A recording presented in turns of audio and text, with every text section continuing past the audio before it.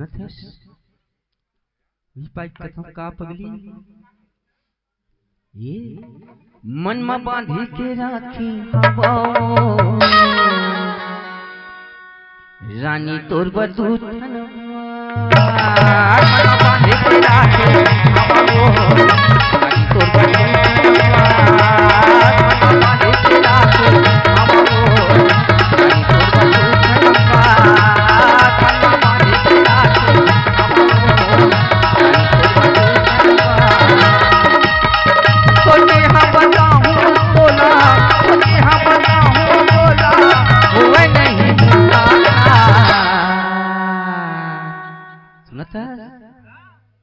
रानी तोर बदू उठन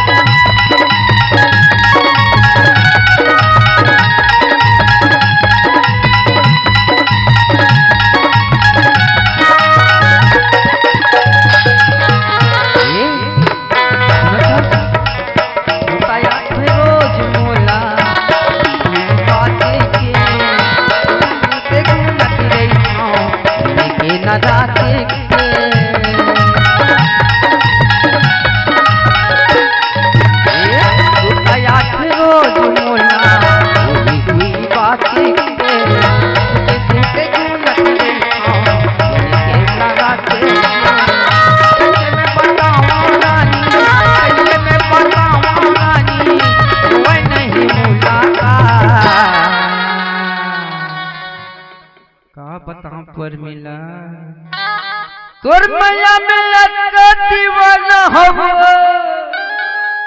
सुनत है रानी तोर बदूत बांधे के